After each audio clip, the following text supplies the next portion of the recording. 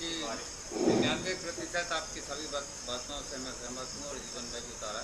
एक ही चीज़, दूध थोड़ा सा बदले तो उससे आपका दूध का हमारा नैतिक अधिकार कैसे है पीने का? हाँ, बहुत अच्छा सवाल है इनका। माँ के अलावा बहुत बढ़िया सवाल है। इस सवाल को मैं थोड़ा और अच्छे से कहता हूँ, इन्होंने नहीं कह पाया, मैं कहता हूँ।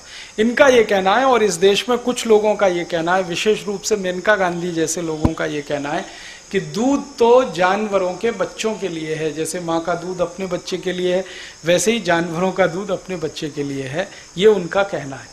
मैंने इसमें थोड़ा काम किया, थोड़ा जानने की कोशिश की कि हमारे देश में गाय होती है, बैल होती है, भैंस होती है, तो हमारे देश में ऐसी भी गाय हैं जो 60 लीटर, 70 लीटर, 80 लीटर दूध देती हैं। थरपारकर, साहिवाल, कांकरेज, अमृत महल, राठी कुछ ज़्यादा दूध देने वाली गाय हैं। अब बछड़े का दूध जो होता है, जो वो रोज पी सकता है, वो उसके वजन का 1/10वां हिस्सा होता है। ये विज्ञान का नियम बता रहा हूं आपको। कोई भी बछड़ा या बछड़ी, उसका जो कुल वजन है उसका 1/10 हिस्सा ही वो दूध पी सकता है। मान लो बछड़े का वजन है 10 किलो, कल्पना करो, जब वो पैदा होता है 15 किलो, कल्पना करो, तो वो एक दिन में 1.5 लीटर ही दूध पी सकता है। ज्यादा पिलाओगे दस्त हो जाएंगे, उसको टट्टियां हो जाएंगे। अब सुनो, अब वो 1.5-2 लीटर तो पी सकता है। अब उसकी मां को दूध उतरता है 15 लीटर, तो आप क्या करेंगे? आप ये करेंगे, या तो बछड़े को ज्यादा पिलाएंगे तो वो बीमार होकर मर जाएगा, या बछड़े को दूध 1.5-2 लीटर ही पिलाएंगे, बाकी दूध मां को उसके थनों में ही छोड़ देंगे तो मां मर जाएगी। क्योंकि दूध जो है ना वो प्रोटीन है, और जब वो सूखेगा तो वही ट्यूमर में कन्वर्ट होगा और कैंसर होगा और वो गाय मर जाएगी। आपको मालूम है, जिस गाय का दूध नहीं निकाल पाते उसको इतनी वेदना होती है, इतनी पीड़ा होती है, चिल्लाना शुरू कर देती है वो।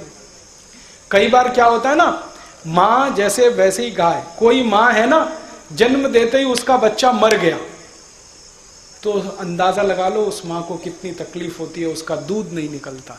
वैसे ही गाय का बच्चा मर गया, अब दूध तो बच्चे के लिए है, वो तो मर गया, आप तो निकालोगे नहीं, क्योंकि आप नैतिक मानते हो, अनैतिक मानते हो, तो मर जाएगी।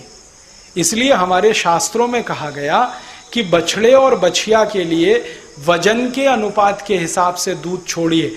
तो हमारे किसान अक्सर ये करते रहे कि 1 थन का दूध बछड़े और बछड़ी के लिए, 3 थन का दूध अपने लिए। तो ये बैलेंस की व्यवस्था है, पूरा दूध निकलता भी रहे, माँ भी जिंदा रहे, बछड़े भी जिंदा रहे, बछिया भी जिंदा रहे।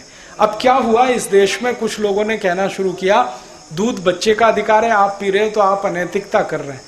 तो अब फैल गया, दूध पीना बंद कर दो। क्या पियोगे? आपके पास कैल्शियम का दूसरा स्रोत क्या है? दूध के अलावा हिंदुस्तानियों के पास कैल्शियम का दूसरा स्रोत क्या है? दूध है, दही है, मक्खन है, मट्ठा है, घी है, ये कैल्शियम का सबसे बड़ा भंडार है। इसके अलावा है क्या आपके पास? दालों में प्रोटीन है, गेहूं में, चावल में कार्बोहाइड्रेट्स, वसा और दूसरी चीजें हैं। कैल्शियम नहीं मिलेगा, हड्डी बनेगी नहीं, हड्डी बनेगी नहीं, शरीर चलेगा नहीं। कैल्शियम का एक ही भंडार है, दूध और दूध की बनी हुई चीजें। इसलिए भारतीय भोजन व्यवस्था में दूध सबसे महत्वपूर्ण स्थान पर है, और बच्चों के लिए तो सबसे बड़ा भोजन यही है, क्योंकि बढ़ते हुए बच्चे को कैल्शियम सबसे ज्यादा चाहिए। अमेरिका और यूरोप में दूध की जरूरत नहीं है। क्यों? क्योंकि उनके कैल्शियम की पूर्ति के लिए उनके पास दूसरी कई चीजें हैं। वो बीफ ईटर है, मांस खाते हैं, गाय का मांस खाते हैं। गाय के दूध में कैल्शियम है, गाय के शरीर में कैल्शियम है, उसके मांस में बहुत कैल्शियम है, तो गाय का मांस खा के कैल्शियम की पूर्ति कर लेते हैं। सुअर का मांस खा के और ज्यादा कैल्शियम की पूर्ति हो जाती है। पोर्क ईटर हैं, बीफ ईटर हैं, मटन खाते हैं, ये सब खाते हैं, वो पूर्ति कर लेते हैं। हम शाकाहारी हैं, हमारे पास तो एक ही चीज है, दूध, और दूसरी कोई चीज नहीं है। इसलिए भारतीय व्यवस्था में तो दूध की सबसे बड़ी जरूरत है। आप नहीं पिएंगे, जानवर मर जाएंगे, दूध नहीं निकालेंगे तो उनका। इसलिए दूध तो निकाल। भैंस में भी सामान्य रूप से 10-12 लीटर दूध होता है। एक दिन में उसके बछड़े को 1.5-2 लीटर की ही जरूरत है, इससे ज्यादा जरूरत है नहीं। बाकी तो निकाल के आपके लिए ही है।